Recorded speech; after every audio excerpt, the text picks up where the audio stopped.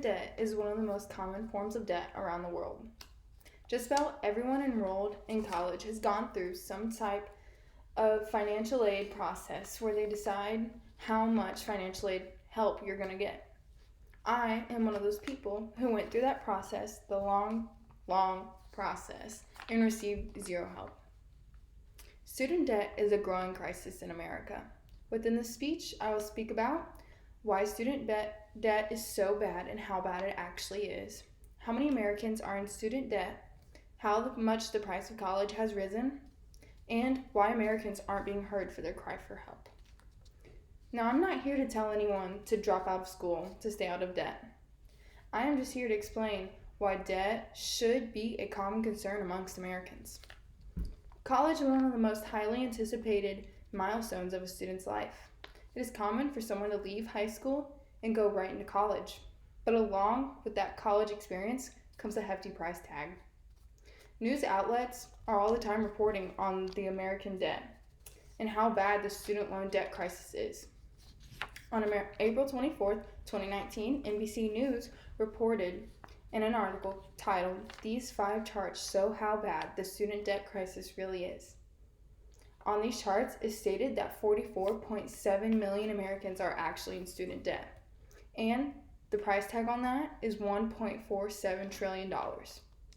People think that debt will be repaid sometime, even if they die, but that's not true. Some Americans even die with their student loan debt. NBC News also reports that the number of Americans with debt that are over the age of 60 has doubled, and the median for the people repaying their debt is at the age of 30. Imagine living your whole life with the underlying debt and being unable to repay it. In this slide here, you can see all the way over here at the end is the age of 60, and it has doubled, more than doubled, within the last decade. Here is the age of 18, where people are just starting out in college, and that's why it's so high. But it always stays there, and it's pretty consistent with how much it's risen. Some people may never repay their student debt because they don't even pursue their degree, or their degree doesn't pay off enough. A website that is developed to help students understand how bad student debt really is, called Experian, published an article on October 15, 2019. Within this article, they state that 55.8% of federal student loans are in repayment. So what's happening with the other percentage? Some of the other percentages are in the grace period, who's at default, who's in the deferment stage, and it also explains that one of the things that will happen if someone's unable to repay their debt right now, and if they are not making enough money right now, they will go into the deferment stage, called forbearance.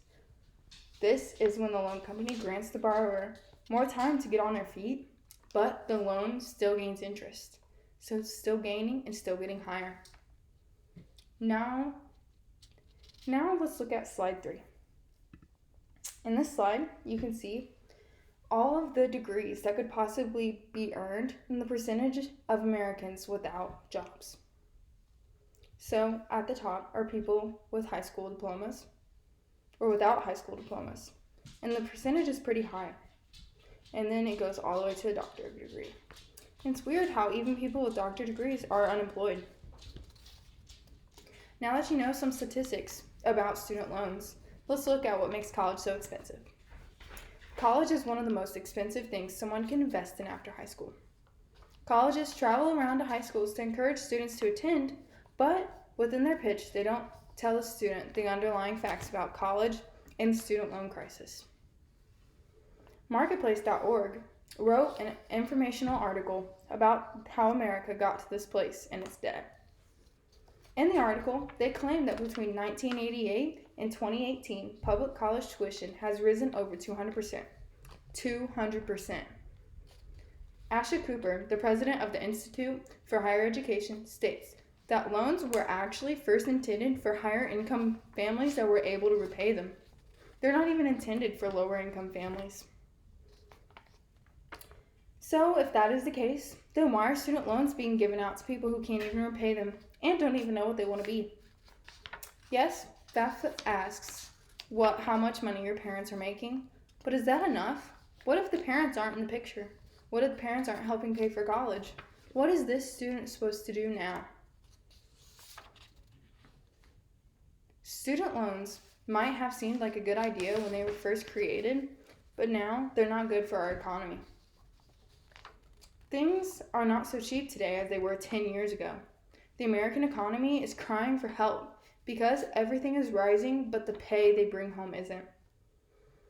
Marketplace.org also wrote that along with the cost for college, the cost for living has been rising while family income has been flat. Family income is not equaling to how much money they really need to take care of their families.